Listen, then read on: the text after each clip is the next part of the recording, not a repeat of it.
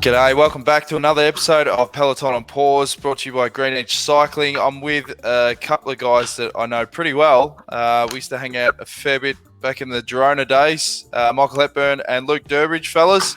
How's lockdown going? Are you at the stage where you're ready to put a fork in it? Start with you, Durbo.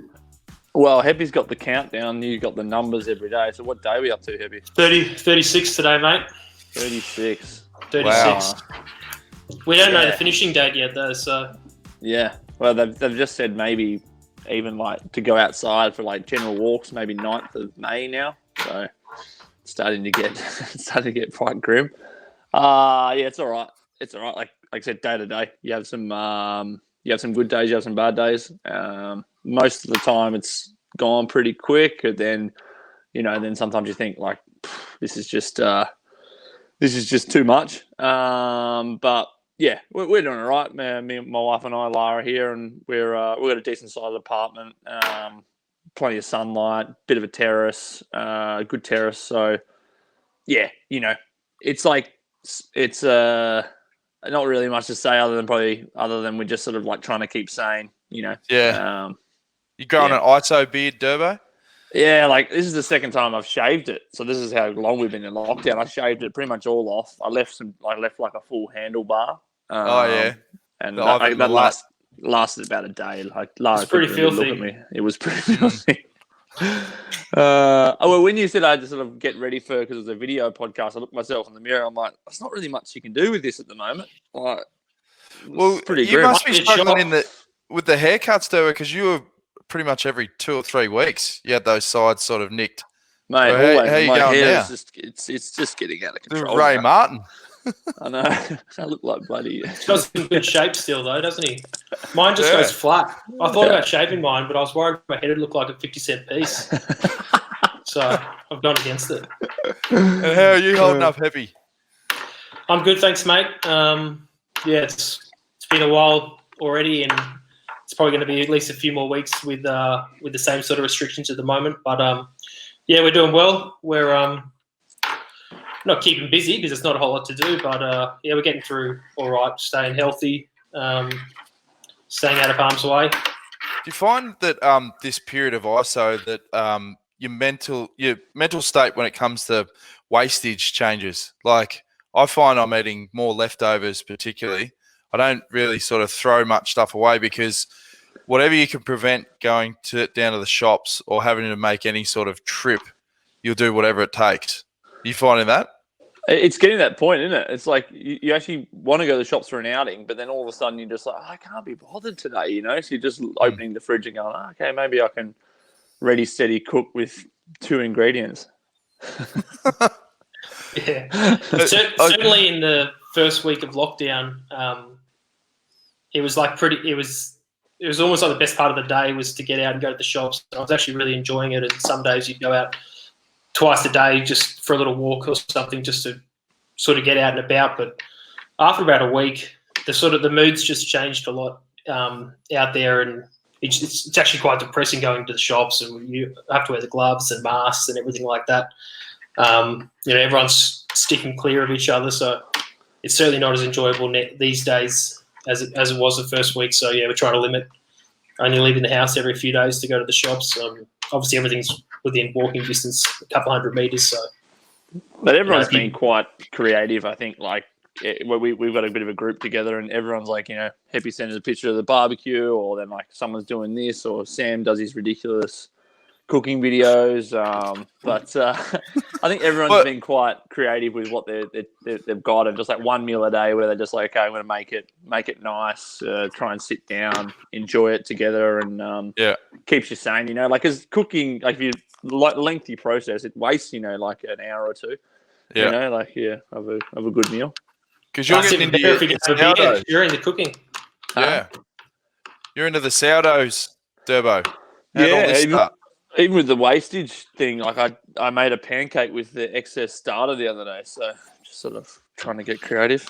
I think the 50% of the world's into sourdough at the moment, Jonesy, so I'm not alone. Mm-hmm. Every hipster's doing it. So you either make sourdough or make a podcast. Well, that's it. I was just going to say, you mentioned Billy's cooking videos before.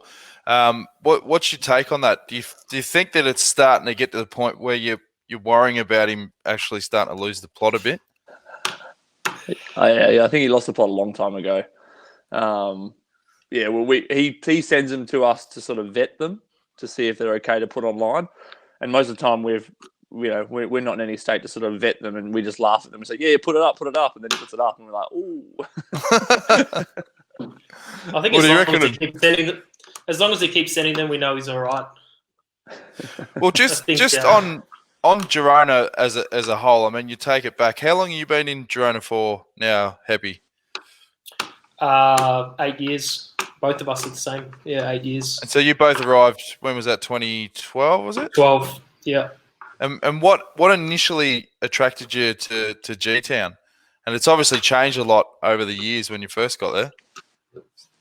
Yeah, we had some mates who were already living here. I'm not sure how many pros would have been here back then, but it was probably 20 or 30 guys. So it was really different.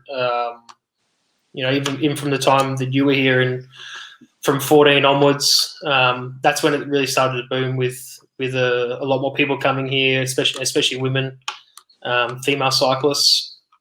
But I guess Durbo and I had visited Girona a couple of times in like 2010, 2011 when we were in the Under 23 program, and we liked it. It's good weather, close to the beach, good culture, and reasonably central as well for all the racing. So that's why we chose it, I think. And what about you, Durbo? What were the main reasons you just go with the main crowd? Pretty much the same as Heppy. Like, we had a lot of mates and like older guys that were just a bit older than us, but we were still involved with the track program, like Cam Meyer, Travis Meyer, Jack Durbridge. So we'd actually visited these guys, Lee Howard, for a period of time, and we sort of enjoyed. We were living in Italy at the time, and as you would know, Heppy, it's you take your life into your own hands going out in the Italian roads. It's very dangerous. It was very busy. We could barely ride together side by side because the cars would come so close. We had a few minor accidents with cars and things like that. And I think the first time we came to Girona, I went out training, and within 15 minutes you're out of town, 10 minutes you're out of town, and you're two abreast. There's no cars, there's beautiful climbs and no traffic, and they were really respectful when they came past. So for us, it was just like, so you don't actually have to take your life in your own hands every time you go training. So for us, it was like, it was a good place to live. There was people around. We had friends. Weather was good. Pretty much like everything Heppy said, but also just the training was safe and awesome. So we were just like, yep, let's do it. So I reckon one of the big breakthroughs for Girona was a couple of things. One, when they started filming Game of Thrones there, which was, I think, 2015 maybe. And then when they got mentioned on, was it the Lonely Planet Guide? I think they said it's one of the best secret hidden gems in the Europe or whatever. And then they just got flooded with tourists from that point. How do you find it now compared to back in the early days? Like, it's obviously a bit of a hotspot. Yeah, I think just from like the cycling perspective, I think it was around about 2014, 15 where it really started to pick up, and there was a lot more people moving here. And I think in the years following that, guys like Christian Meyer. Sorry about that. She's just been like sitting behind me, hiding behind. Yeah, there you go. Like Christian Meyer with a full screen. Christian Meyer started his service course and everything like this, and there was already some bike shops here 10 or 15 years that were doing all these tours, but certainly the cycling tourism picked up a lot as well, and now people are traveling, like especially from the UK, but all over the world really, to Girona, just because it is one of those meccas of professional cycling, like Monaco, like Andorra now, and probably what Luca used to be. So certainly in the last 4 or 5 years, from a cycling perspective, like there's been Yeah, it's getting a lot busier. There's no doubt about that, and it's hard to go for a walk, without running into anyone on the street. But which can be annoying at times when you just want to pop out to the shops and do your own thing. But I'd rather it that way than not having anyone else around when you need people. Like in times like this, not that we can see anyone, but just there's something comforting knowing that your friends are just down the road. Durbo's 200 meters from me right now. We're sort of all in this together at the moment. Yep. How much do you miss Australia during periods like this, fellas? Like, given that there's so much uncertainty when the season's going to get back on track or whatever, what's your sort of headspace in terms of do you wish you were back with friends and family back home, or you sort of really feel that Europe's your home base now? Like, how are you coping with all of it, Durbo? Yeah, I feel that. I mean, I'll probably happy to be on the same boat as me. Is that we've been here for that long. We've created a family here, and you had a lot to do with that, Jonesy. When you came, we'd all get together for movie nights, and now out of that, one of our good friends, Andy and JLo, Yolene met from there, and now they're married with coming on 2 kids. So we've grown up over the last 8 years with this family here, and we have a home. Heppy and I both have lovely apartments. This is probably more our home than going back to Australia.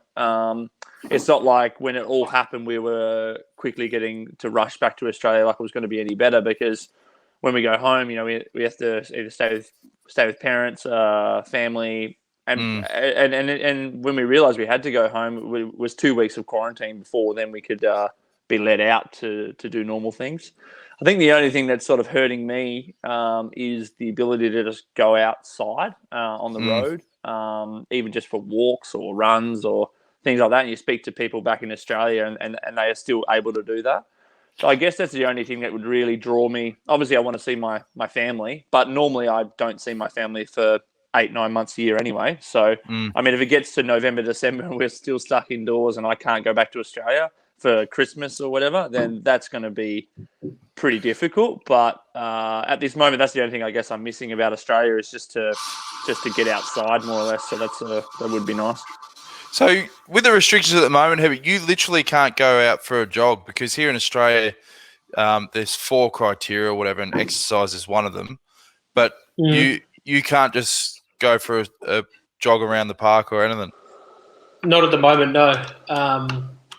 You're only allowed to leave home for essentials, so either going to the supermarket or the pharmacy or whatever else you need to do. But no, you're not allowed to go for anything bar that. So you can't go for a walk, or even if you're by yourself, it's not allowed at the moment. I think they're talking about in a week's time they're going to start to allow children out.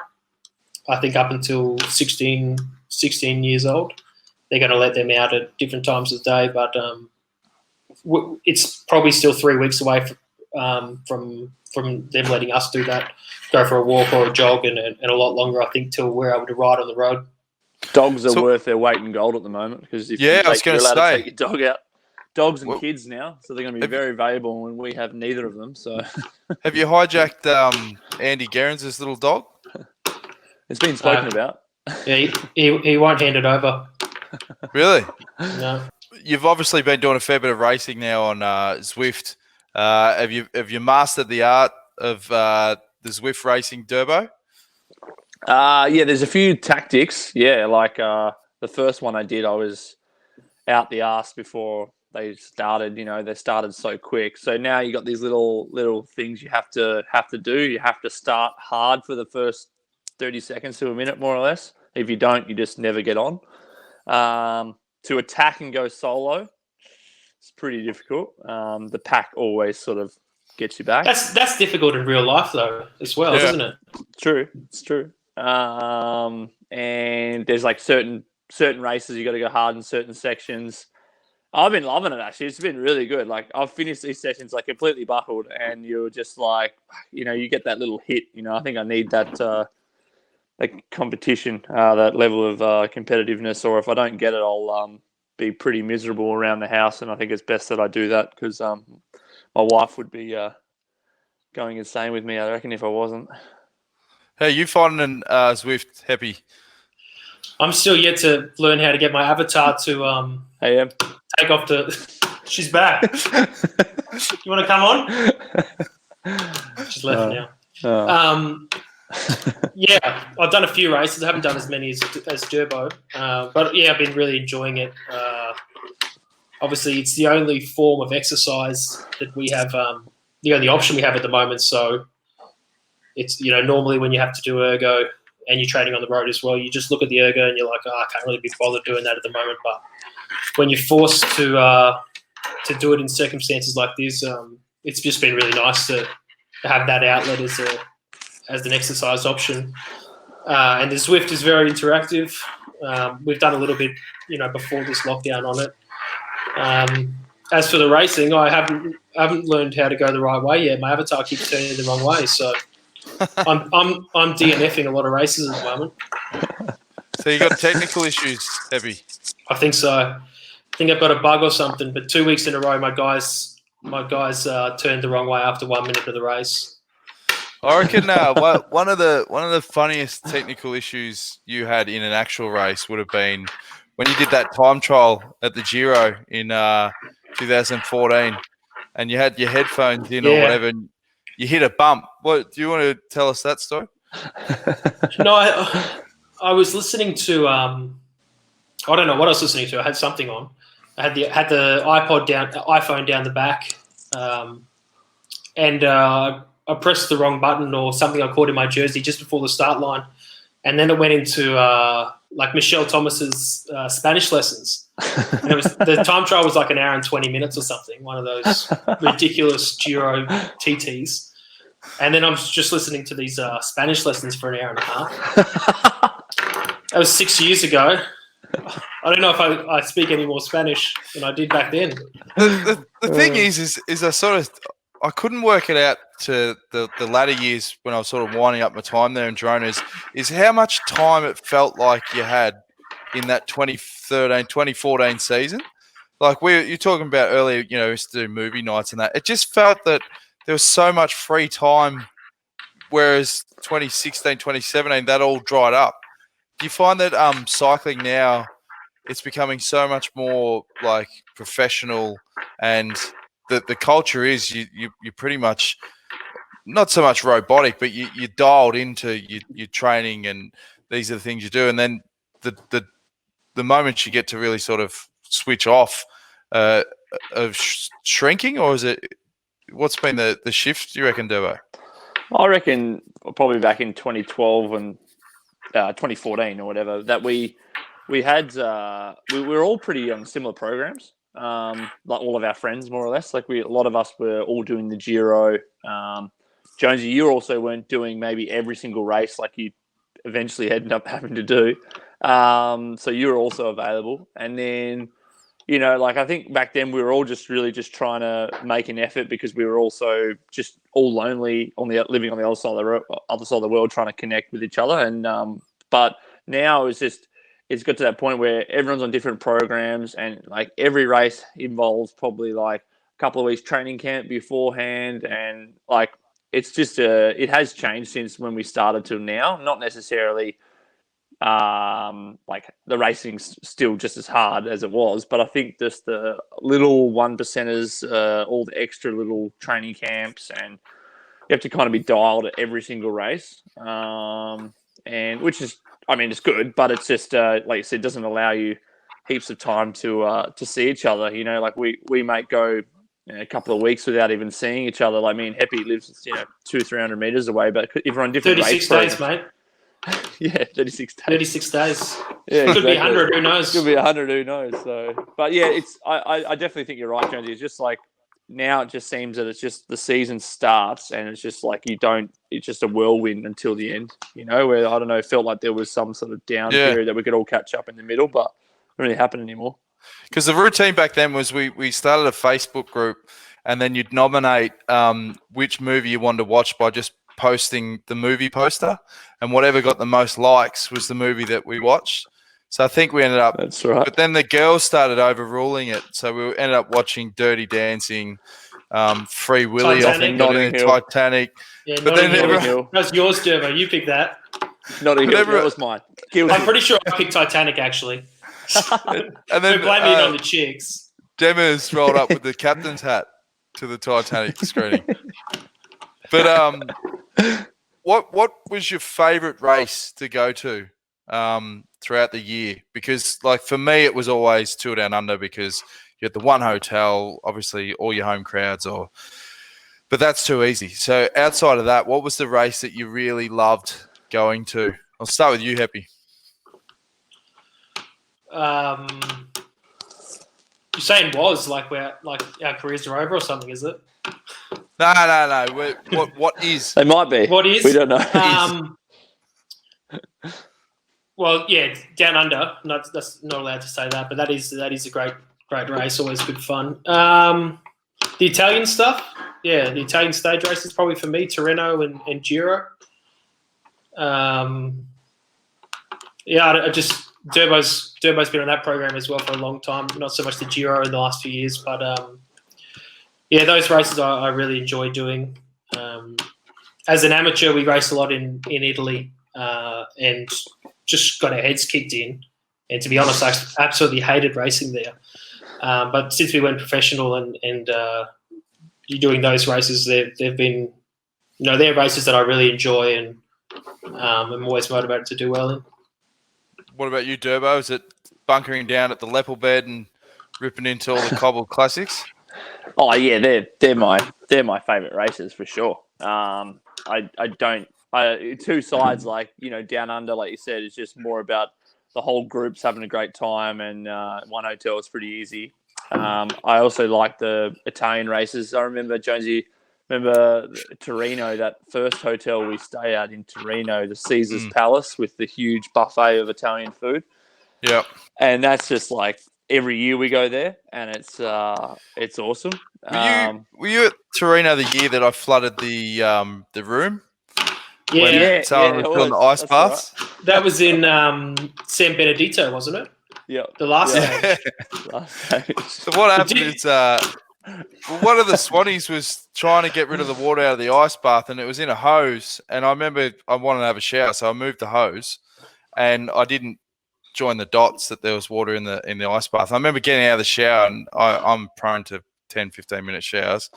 And I got out there, and there was like literally a foot of water throughout the whole room. And my laptop was sitting for some reason on top of my suitcase. So that was salvaged, but I think I lost a couple of GoPros. Was it just floating? Yeah, but the power board was sitting immersed in water. So I thought, geez, this is a ticking time bomb here. Thought I was going to get electrocuted. And then I remember the locals, I think Whitey was coming back from a run, and all he could see is his room, because I think he was rooming in there as well, with water just coming off the balcony, like getting swept off. But why did that always happen to you, Jonesy? I don't know, mate. That always happened to you. I remember that time that Gary, the bus driver, I went to check my bag and had to pay yes. €150 in excess baggage, and he stuffed a brick in my bag. You got to tell that story. That's a great one. Yeah, I just remember getting there and I weighed my bag and they said, sorry, sir, you're over the weight limit. I'm thinking, what? So I don't even think it's full. And we were in a hurry. We were running late. So I just paid whatever. I think, it was €150. And I got back and I didn't realise for ages because he'd zipped it in that sort of middle zip pocket that's built into the suitcase. And then I was going to the next race, and he'd signed it Bon Appetito. This was around the time I was trying to lose weight with Andy Guerin. And I kept the brick because the brick was worth €150. So I wasn't throwing that away. It was in your bedroom, I remember, to see this Bon Appetito brick above you. Yeah. But the best thing about the Italian races, I'd say, was just the food. Like, it didn't matter what hotel you went to. It could be the smallest, crappiest looking thing on the outside, but the food always had some old school, really passionate, fifth generation Italian chef that would come out and be so proud of what he was dishing up. It's awesome. Yeah, that's always makes a big difference. Like, actually, the smaller, more like dingy looking hotels, the family run ones are always the best in terms of food. Yep. They're fantastic. Yeah. Yeah, I think that one that Durbo just mentioned, Caesar's Palace down in Camaiore there, that's got to be the pick of the lot, I reckon, that buffet. And was that? Are you playing with something Heppy? Yeah, you're playing with a coin. Playing with a coin? Posters. You got to stop doing that. It's just so loud. And also around that area is the Cappuccino King or whatever, isn't there? Mm. What's the story with him, Heppy? That's near, is it Montecatini, I think? Yeah, Montecatini. We went there before the Team Thumb Trail Worlds in Florence. I think he actually passed away a few years ago, I think. Yeah. But he was famous for these cappuccinos and just the amount of sugar and milk that he put in it. It was pretty unbelievable, but, you felt like having a heart attack if you had two. Obviously, in this lockdown period, people are consuming a fair bit of Netflix and series and binge watching whatever they can get their hands on. Any good ones that you guys have been diving into at the moment? Start with you, Durbo. I did. Heppy actually got me onto it. He did the Test, which was the Aussie cricket team documentary. I really enjoyed that. Oh, that was awesome. Bewley was talking about that last week, and was he? Justin Langer is exactly like Neil Stevens. Yeah, it's true. Yeah, it's scary. It is actually. And then I watched the Ozark series. Yep, that's really good. I've been into them for a while, and then also what else is there? Oh, I did the Tiger King. So like everyone in the world at the moment. Carol Baskin killed her husband, or yeah, for sure. Yeah, I gave one episode of Tiger King a whirl. Couldn't do it. No, it's all right. There's some cooked units, eh? Oh yeah. It's incredible. I've got to keep watching. I didn't dislike it, but it was just what's his name? Joe Exotic. Joe Exotic. Yeah. Because I saw him all over the internet, all over these memes, and Karen, what's her name? Carol Baskin. Yeah, she apparently started the coronavirus. Yeah, she's responsible for a lot of bad things happening. Yeah, And, I saw these names, and I was like, who are these people? And then I watched that Tiger King episode, and it all made sense. Yeah. I've been into Homeland. Homeland is good. Yeah, polished off 7 binge seasons. watched that. You finished it? Yeah. Wow. We just finished it just before this. Yeah, it's really good. Yeah, she's a lot awesome. of twists in that one. Yeah. All right, well, we're going to take a first break because when we come back, we've got Cycling Cravings by Giordana.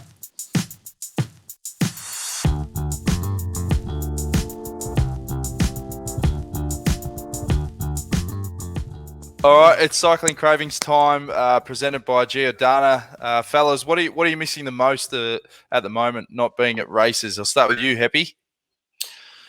I'm missing just the small moments on the bus and at the dinner table with the guys, just having a laugh. Obviously, getting into the race and having a job and everyone committing for something like that is also special, and one of those things that professional athletes and elite athletes, that's the feeling we chase, and it's often one of the reasons why we're doing it. So I miss that feeling about having a goal and really grouping together to do something special, but just the small moments, really, like on the bus and at the dinner table, having a laugh, being around the guys. Certainly missing that sort of connection with everybody. And what about you, Durbo? What are you missing the most? Oh, I think it's pretty much exactly the same as Heppy. Like those little small moments, like seems to be that dinner table or just on the bus or those hanging out with just all your mates. Pretty much, you always work, and also like arriving at the race and everyone's ready to go for the same goal. But I just like it that it's just a big diverse amount of people that work with our team, and they're all great people. And we've been the team for 8-9 years now. They're part of our family. So when you haven't seen them for a long period of time, you miss them. So I just miss those people, and that's pretty much it. How are the guys going that you've been connecting with? Obviously, the ones that are able to ride out on the road have got it a little bit easier. But are there any like staff that you've sort of spoken to that are in Italy? Because a few of them are where they are in Varese. That's almost the epicenter for Europe and the outbreaks. I was speaking to Shane the other day, and he said he hasn't seen anyone for 6 weeks. And he was saying that he sort of parks the car as far as possible from the supermarket, and then he walks to the shop, and just before he gets to the door, he forgets his wallet, and then he walks back to his car again. And then he goes, and then, now I forget my shopping bag. I walk back to my car again. Just to clock up the case. Just to clock up the case. And you know how much he loves walking. So, that was something he was doing. But I can imagine it's pretty difficult in Italy, especially if, say, if you're in an apartment. I haven't really spoken to too many from there at the moment. But, yeah. What about the general routine that you had when you had full freedom in Girona? What do you miss the most at the moment, Heppy? Like, is it going for dinners and just the little basic things like that? Yeah, I think it's much the same thing. It's just connecting with friends, hanging out, going to each other's apartments or going out for dinner. I think it's going to be a long time till we're back in restaurants here. But, since we've been forced to just stay at home, I think then you really appreciate the times that you do have outside, whether it's walking up, doing a hike here up San Miguel, or going for a run, riding, anything, just visiting your mates. I'm certainly looking forward to that, but it's probably still some time away at the moment. Yep. All right. Well, it's not a real uplifting segment, that one. I reckon we might need to. There's just a lot of talking about. What are you missing out? Yeah. Let's talk about life is at the moment. Yeah. Yeah. Anyway, Anyway, bring people up.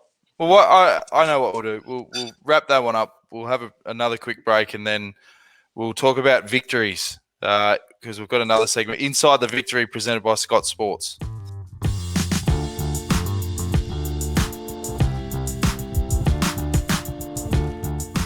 All right, it's Inside the Victory time, presented by Scott Sports. Start with you, Durbo.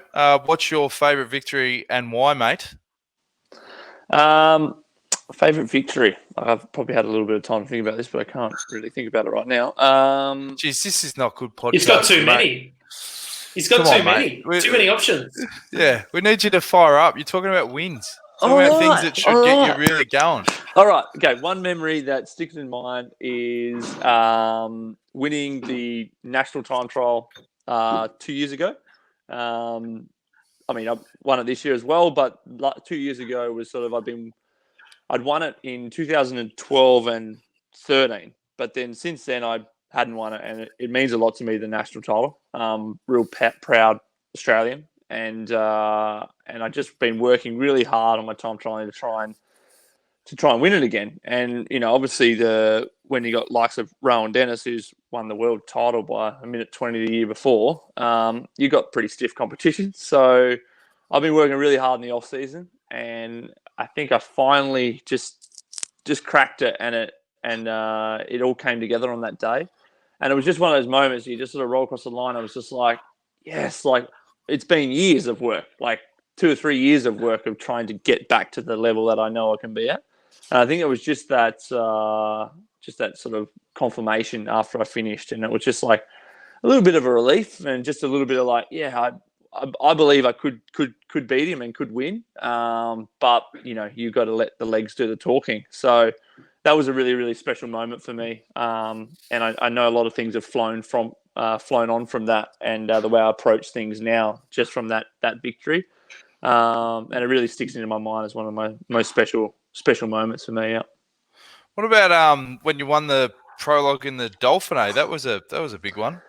That was a big one, but it feels like ancient history. It's nearly 8 years ago now. Yeah, I've probably forgotten how what that victory was like. And also, I think when I was back in 2012, you sort of that was my first year professional, and that year I had a fair few wins, and I guess I just sort of took them for granted. You sort of think, okay, yeah, this is the way it is. Like I'm a good cyclist and I just win. And then after a while, you realize actually victories are bloody hard to come by in this sport, and I took them for granted probably back in 2012. It was an amazing moment, but I guess I was probably too young to really just go, how special this actually was. I was like, oh, yeah, cool. Sweet. I got the jersey of this race called the Criterium Dolphino. Yeah, put that on. Sweet. There's the lion. Oh, yeah, that's Wiggins. He's second. Yeah, that's awesome. You know, like, whatever. This is how we do it. Absolutely. This is me. This is me. What's up? What's up? This is me. But then King Durbo. You quickly realize, like, oh, shit. Actually, that was quite incredible what happened. And you need to sort of, like, step back and, like, appreciate that. So that was one thing that I sort of realized now is like when these victories come along, you really actually have to enjoy them because they don't come around every day, and a lot of work goes into behind it. So yeah, that's why I probably don't sort of look at that as like one of my most special victories because it sort of felt like I just took it in my stride and just like went for it. But the Nationals is years of work that I got to sort of enjoy, you know. What about you, Hepson? Well, I don't have as many, so it won't be as hard for me. But I think, I'd have to say the team's time trial stages that we won in the Giro in 14 and 15. Durbo's the same. We absolutely love the team's time trial event.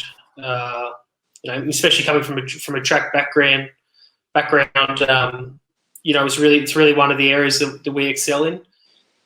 And just to start those Giros with that victory and to take the pink jersey into the team was very special and like a big goal of the team at the time. This is before we were riding general classification at those Grand Tours. We had a fantastic group of guys as well. I look back, quite fondly on those times. And we've had a few other teams time trial victories, but certainly on that stage at the Giro. They're probably the most special victories I've had. A highlight for me that day with the team time trial in Ireland was right across from the Titanic Museum. Did you get to go check that out? No. You're busy preparing. No, we didn't. You got over there and got some photos, didn't you? With the me and Whitey. Yeah, we got some photos where it looked like we were on the deck where DiCaprio and Kate Winslet had their moment. We were going to try and recreate it. Did you hold him up? Yeah. It was special. How funny was kept that? Going, Dan, how funny I'm was flying. that Giro? That Giro was so good because we were just sort of like these guys that we were so like young. We're only a couple of years professional, and we had like this group. And like Heppy said, it was just like we just sort of like took the pink jersey, and we kind of didn't realize like, oh shit, we got the pink jersey like in the second biggest race of the year, and we're just a bunch of average bike riders, to be honest. Like, how are we gonna survive? And we just held the jersey for 10 days or whatever. Pretty much, absolutely destroyed every rider in our team. And you guys finished with probably 2, or was that year? Two. That was that year. 2. But it was we won another stage as well, and it was cool. Hey, we just sort of like, whoa, man, we're literally taking on the world here. That's kind of the way we felt. And we're this sort of band of brothers, and we're all just like, well, I don't know, Jonesy's just capturing it all, Yeah. That was the race where you did the timeout on that circuit, remember? And I remember Lancaster got real fired up, and he was like, "That's it, that is it. I'm taking him out the next day." Oh man, we had a great group there. We had Ween Dog, Docker. It was us, Swano. Bling was there. Should we talk about the eliminations? Santa. So how should we eliminate each person? Yeah. So we started with who was the first eliminated? Brett. Brett was the Brett first. crashed. Eliminated. Yeah. And broke his hand. And then that was the Bling one that day when he rolled Cadell Evans up that climb. Yep. And I was shattered because Whitey didn't turn the GoPro on inside the car. So I said to him, I used to ring him up and say, "Hey, look, press the button. Is the light flashing?" And you get the lights flashing. So I said to him, got the confirmation, and I think he was telling porky pies.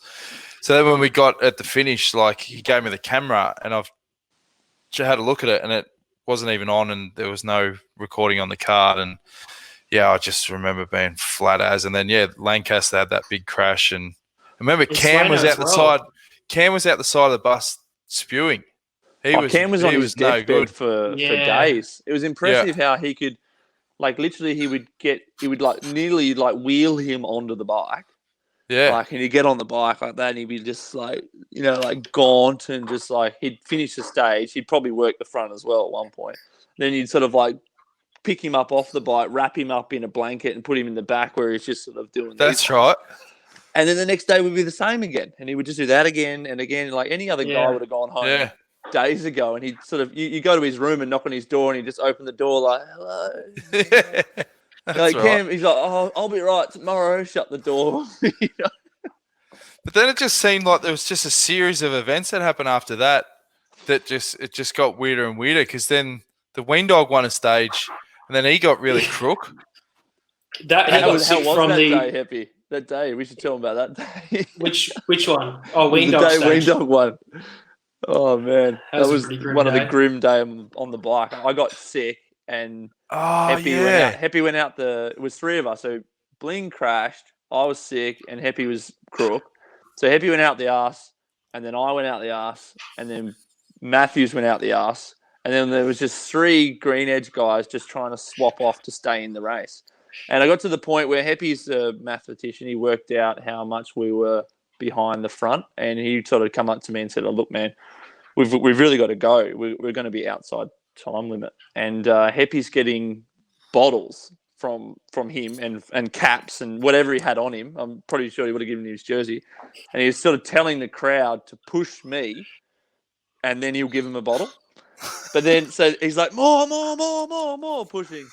And I'm just like, because I could not pedal anymore. I'm just like this. And then eventually Heppy's like, well, you only got one bottle. So the guy didn't get a bottle. He just, okay, no, sorry, mate. Yeah, keep that one for the next person. And then you go, yep, you want a bottle? We've got to push him. And the guy's like pushing me, and Heppy sort of dangling the bottle in front of the spectator to sort of say, come on, if you do more pushing, you're going to get this bottle. It's quite cruel, isn't it? But we were desperate. We were so desperate. Because there was a prize for whoever finished last on GC. Because then it turned into this battle for you, Hep, where you wanted to finish last to win all the, was it 2 cases of Spumante or something? Spumante, yeah. Yeah, it was like Yetzer Bowl ended up getting it. Yeah, you got nutted by like 2 minutes. Yeah, he got like 50 bottles or something. Because up the Zonkel and they were pushing you and you were telling them not to. Yeah. That's when you did the horses. Yeah, I left my run a little bit too late that day. I think I had 5 or 6 minutes to catch up, which wasn't possible. He was in the driving seat. To catch seat. up or to lose? Well, to catch up to lose. Catch up off the back. But the weirdest part was right near the end when there was only like yourself and Swano, and then they're having to send staff home, and we're all just sitting around a table going, well, this is it. And we're sitting on that bus, and it just was the weirdest experience, like only having 2 guys like on this massive bus just looking around going, hell's going on? But awesome at the same time. Yeah, it was awesome, and I think it's the most fun I've ever had in the Grand Tour would be that Giro. And it was my first Grand Tour that I'd done, and we won the first stage. So I didn't really know what I was doing, and we had quite a few young guys as well, who was their first or second Grand Tour. And then what happened with the second week, as we'd won 3 stages, I think, had the jersey for a week, and then through the second week we were just losing guys to crashes or sickness every day, and it sort of just added to the story. And then we were left with just Swainer and I in the last week, and nothing was expected of us. It was just a mountainous week in the Dolomites. We knew we were going to be, out the bunghole every day, just trying to survive, and it's just really relaxed and good fun. We had 4 people on the bus. There was yourself, Jonesy, Whitey, Swainer, and I, and less work for the mechanics, for the soigneurs. For everyone, it's just a really relaxed last week, and because the first half of the Giro had been so successful, that's why we were able to really enjoy that last week. But I look back and that was a bloody good week, that one. Yeah, I remember we watched the backstage of the last day just over and over. People were getting sick of it. Oh, we thought it was hilarious. Yeah. It felt like it went for 6 weeks, that Grand Tour, with how much it got out of it. It just it was a 6-week Grand Tour. It was like so many parts to it. Yeah, for sure. But no, good times. It was. All All right. Well, we're going to take another break because we've got fan questions. So we'll come back with Ask Anything presented by Shimano.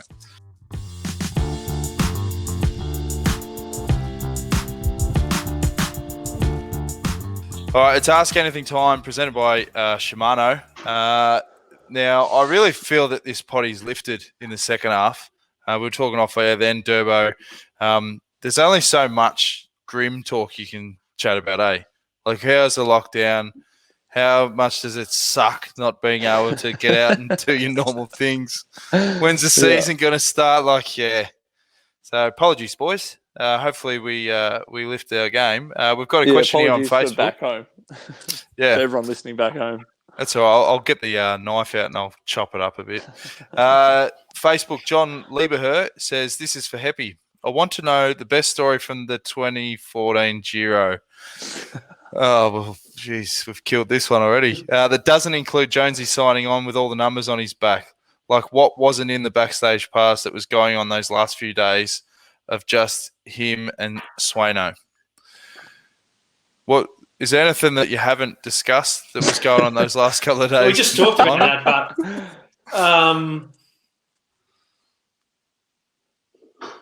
but the whole thing was good fun from start to finish of that Giro. We had a great group of guys. We had a good time, and then we already spoke about how relaxed the last week was, and it's not often you get to do a grand tour like that, you know, with no real pressure or anything in the last week. Do you still speak to Swaino a fair bit? Yeah, we chat to him. We actually did a bike trip with him in November last year up in Andoria, up in the high mountains there, all on our gravel bikes. But yeah, we're still in contact with him. That was harder than any other grand tour we've ever done. Hey? Yeah. Really? Swaino, what happened? It was Swaino picked this route, and it was 3 days. So we had all the bike packs like on our bikes, and what do we ride a day? It's like 6-7 hours each day. Yep. Over these big mountains, hike a bike, just the stuff that Swaino loves. So hang on, you did this for fun? Yeah, it was pretty incredible. It wasn't that much fun, eh? We had like our off season, and literally the first day back on the bike was this trip, and Swaino was G'd to do it. And what he'd done was he'd planned this route, and for days beforehand, he'd gone and hidden beers and wine and all across the Pyrenees mountains.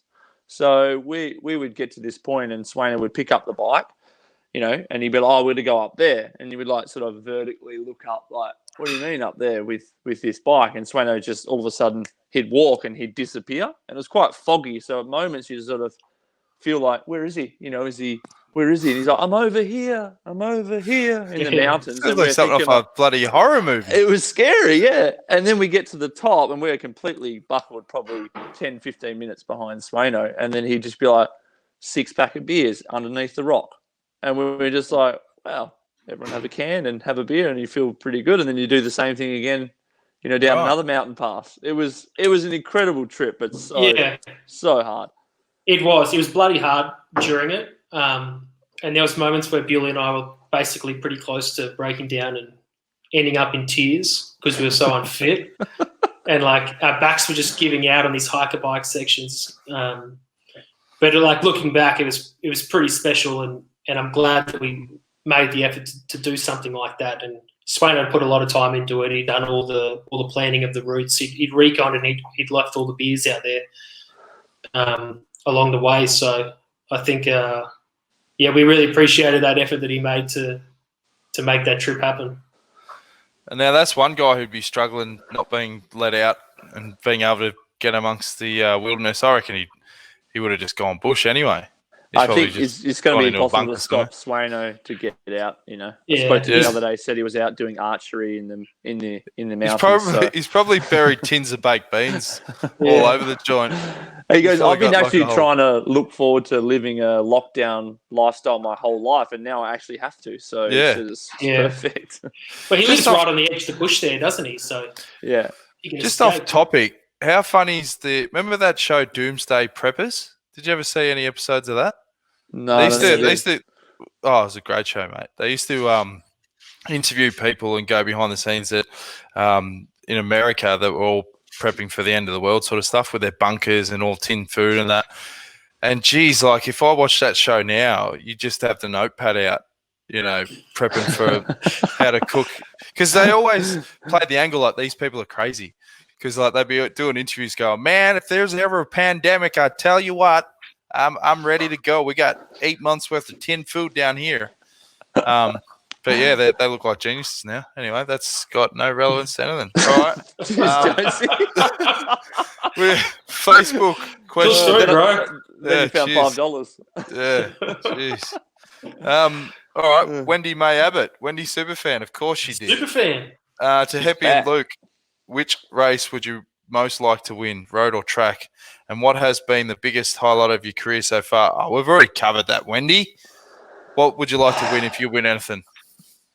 Start with you, Luke. I would want to win Tour of Flanders or Paris-Roubaix. Yeah. I can't decide which one, but I think. What about Flanders? Because you'd be the first Aussie. That's it. Yeah, exactly. So. Stewie and Heyman are sort of. They've covered the Roubaix thing, So if I got Flanders at the end, that'd be great. What about a stage of the Tour, Durbo? Nah, Flanders or Roubaix sort of trumps that for me. Yeah. I'd probably say a stage of the Tour. What about the overall Tour de France? Remember I hatched a plan with you in 2014. I said you could win the Tour one day. I even got you a necklace. Yeah, you did. It was a 7-year plan, wasn't it? Yeah. It's this year. I think it was 2020. It's only because the Tour got cancelled that's why. It was going to happen. Yeah, I was probably going to win the Tour this year. Well, but it looks like we won't have a Tour.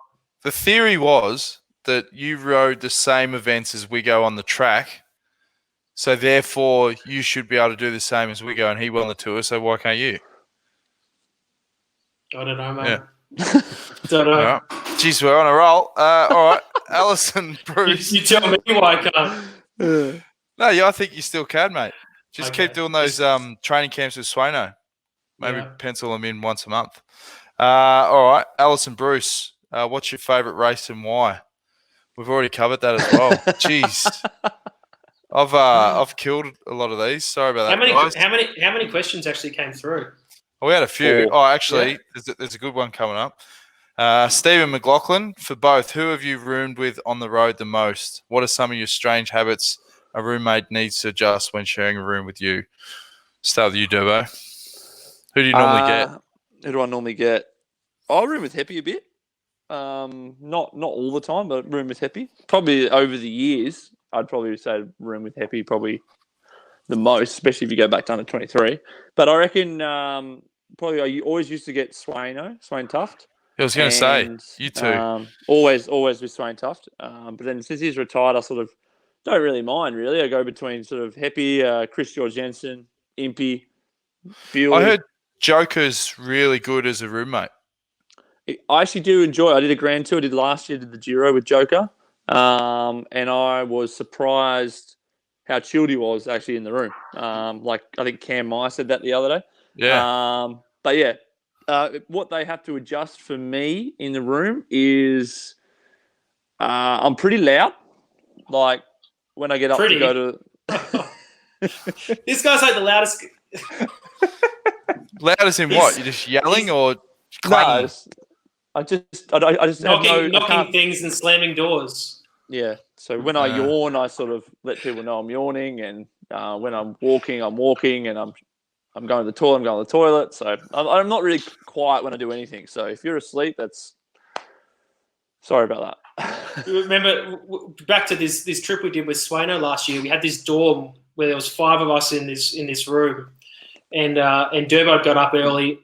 It must have been about 7 o'clock in the morning. Durbo was already up, and he sort of wanted to wake everybody else up, but we were sleeping. So he's like, oh. And then no one would wake up, so he'd try again, and eventually he's bloody knocking shit. And it's like, oh. Yeah, that would have gone down well. Yeah. It was good. So yeah, I'm pretty loud. Yeah, and who do you normally get Heppy as a roommate? I I room with Meza a fair bit with Luca. Oh yeah. I've roomed with the Joker a few times, not recently. Durbo, and Daz a bit. Oh, Daz would be good. Yep. Yep. Yeah, Daz doesn't bring any they're of all his good. entertainment though. He needs to be entertained. That's the thing with Daz. He doesn't bring like Netflix to chill or a book. Really? Yeah, you lay on his mouth. He's like, now we're talking. You're constantly in the entertainment front with Daz. Oh, that's annoying. Lift your game, Imps. I got another question. This is from a massive fan, Zach Dempster on Instagram. At Michael Hepburn, what has been your career highlight so far besides finishing the Tour of Britain in 2016?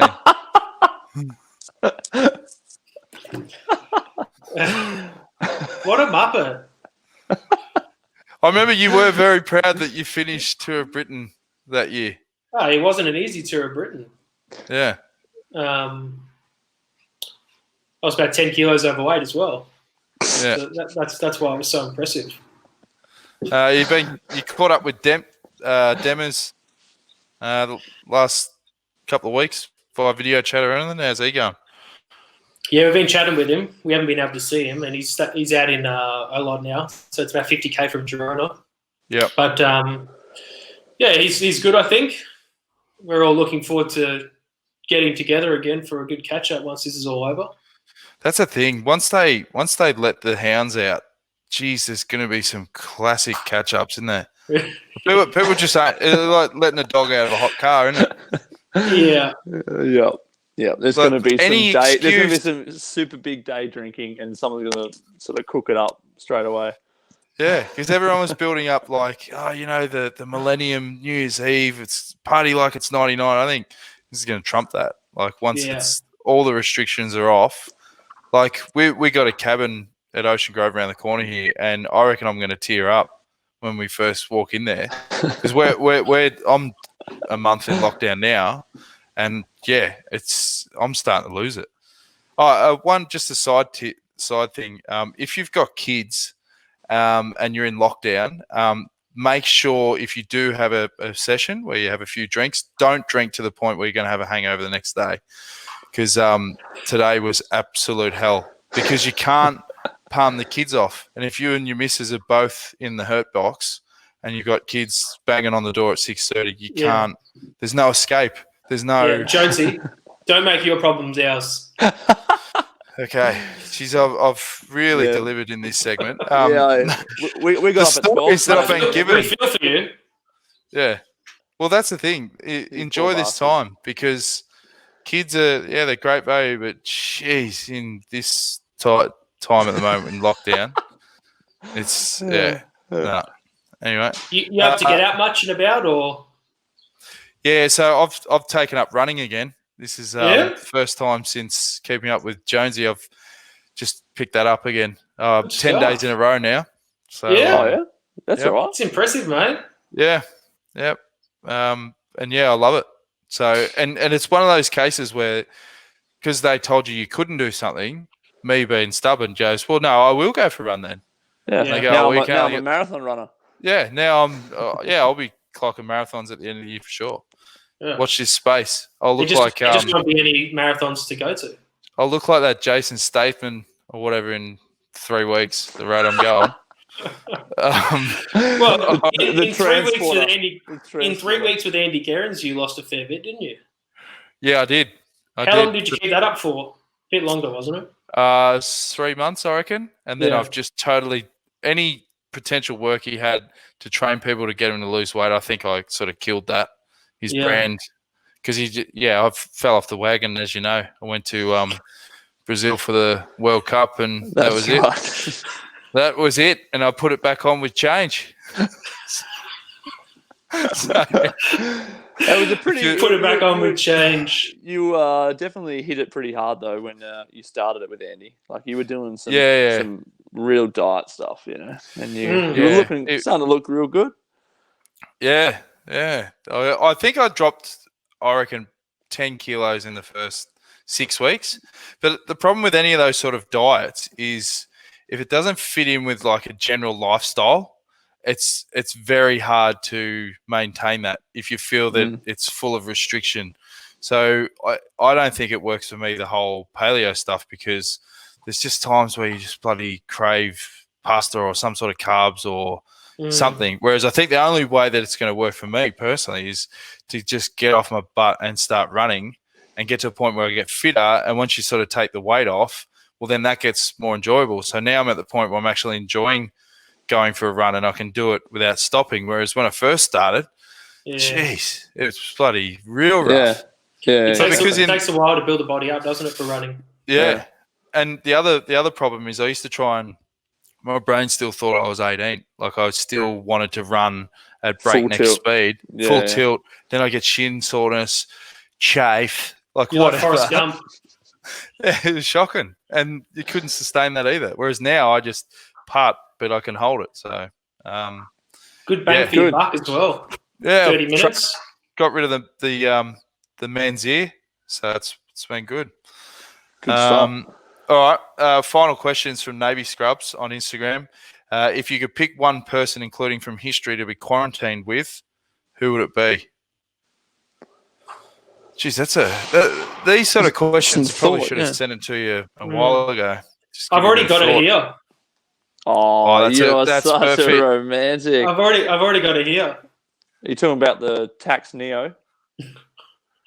No, I threw that off the balcony this morning. Yeah, me too. Me too. Yep. Yeah. Yep. Oh, what a finish. Nah, probably like Kerry O'Keefe or something. Oh, you just tell cricket yarns. Yeah, I reckon he'd be good fun. Yep. In a time like this, good for the morale. He's a funny bugger. Mm. What about you, Durbo? You've already got your Lara. You locking it in? Lock it in. Yeah. What about someone from history? I reckon you'd be right, Jonesy. Just hang out and have a few beers every night. You would be good fun, actually, Jonesy. Like you always got good ideas to do stuff. You're creative, play games. You know. Have you played? You played that. Sleep in till 12 every day. It's perfect. Yeah, with the shutters. Why don't the three of us go into quarantine together? We make it our bubble. Well, what was our motto back in the day, Heppy? Good people, good places, good times. On that, we'll have another break and we'll finish with a quiz, head-to-head, Hepburn versus Durbridge.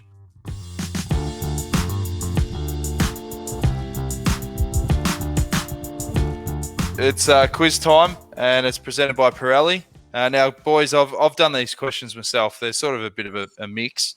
So just if you know the answer, yell it out. But I think we should make it interesting.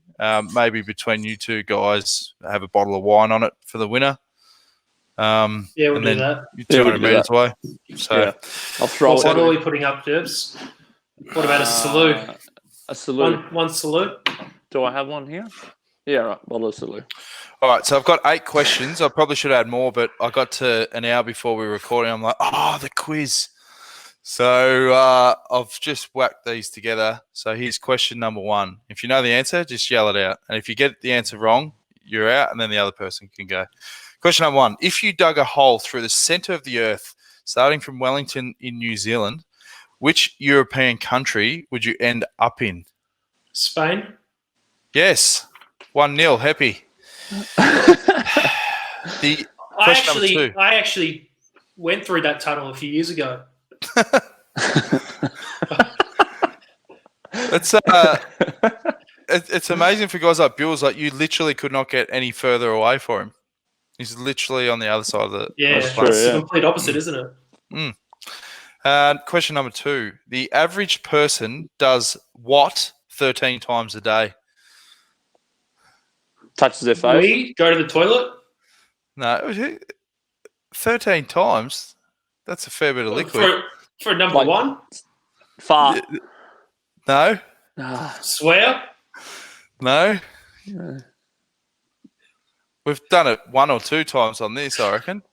Laugh. Hey, there you go. Laugh. I'll give you that. Yep. Yeah, okay. Laugh. 13 times a day. Laugh. I reckon it'd be more. Depends on who you hang around with. Pretty miserable person, eh? Yeah. Ha. What counts as a laugh? Just like ha. Yeah. And how do they collate that data? What do they got? Like just random ring-ins. So how many times you laugh today, mate? Jeez, I reckon it's about Ooh. 13.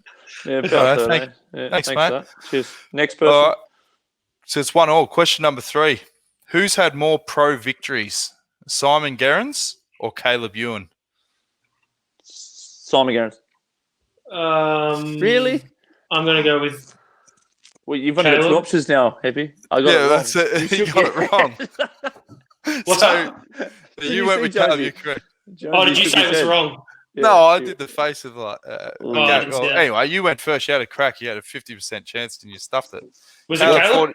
Caleb 42, Giro 33. Question number 4. Who's racked up the most career PCS points on the current Mitchelton Scott list? This is career points. Who's got the most? PCS? Is that Pro Cycling Stats? Yeah. Must be. In That's our where I got team? it from. Yeah, in your team. Who's racked up the most? The most in their career. Simon Yates? Alba. Yes.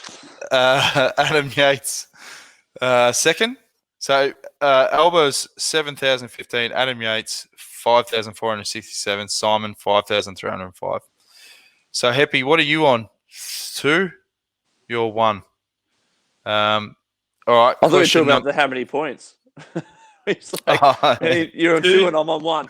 So I'm like, oh, that's pretty grim. And someone's got 7,000 points. Are you 2 or 3, Heppy? Are you giving me Caleb's answer or not? Yeah. Oh, I'm 3 then. Oh, 3-1. All right. Question number 5. What is the biggest selling beer in Australia? There's 3 that are tied. Just name one. Biggest selling beer. Great Northern. Carlton Draft. Great Northern and Carlton Draft. That's correct. So we'll call that a tie. Question number 6. What's the third one? Carlton Dry and Carlton Draft and Great Northern. Yep. Number 6. Who is the highest paid athlete in 2019 in the world?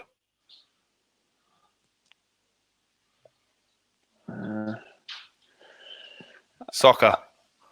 Ronaldo? No. Messi? Yes. How much you get? 100 mil or something. Oh, just a little sneaky handy. Not bad. Not bad. Number 7. What year did Cam win the Tour Down Under? 2011. Yep. And number 8. Heppy's won it, but this is just for both. Maybe you could do this is like worth triple points. So, and then I draw. That's not how it works. All right, number 8. What gift did Bling give his teammates at the end of the 2014 Giro? Yes, Durbo. I got that. I got that. I said iPad. There we go. All right, well, that's the formalities done. Pink iPad. Pink iPad. It was pink iPad. You still got it? Yeah, I do actually. Yeah. Yeah, So it was a good gift. It was a good gift. It was very nice of him. Well, lads, that's been a monster show. I reckon we're probably going to have to trim most of the first bit because it's we just weren't on our best game on it. I reckon I really just felt a slow morning, you know. It's raining outside. It's pretty grim. You know, you asked me how grim it was. I told you how grim it was. And then I went back again and said, "Yeah, but it's surely grimmer than what you just said. It's grim." But no, I really felt that your second half of the potty boys was really good. So I appreciate you taking the time out, boys. No, thanks, Jonesy. Thanks for having us. I always give each of the people that come on a final say. So what would you like to say? What would you like to say to all the listeners? Happy? Stay home. Stay safe. Enjoy the lockdown and the pause in life. Yep. That's about it. And Durbo? This sums it up. Yeah, try and enjoy this time when you can just be with your family or be with your partner or even be by yourself. Just try and be creative.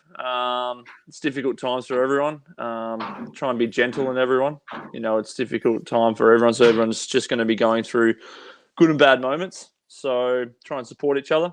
And thanks Jonesy for having us on, and hopefully give some people out there some entertainment for an hour and 15 minutes. Probably wouldn't worry about it, but well, yeah, I reckon it'd be shorter than that. as I said, the entertainment was all in the back half of this one. Yeah. So apologies for not doing enough prep work for this ep. I really felt that it was a bit rushed. Wasn't 100% today. I was in a bit of a hurt box. So That's all right, Jonesy. Yeah, it's all right, mate. yeah, It's all right. all good It's good chance to catch up. Yep. Yeah. Are we off live? for sure. I think we're still on. That wraps it. Thanks for tuning in, and we'll see you next week for Peloton on Pause, presented by Greenwich.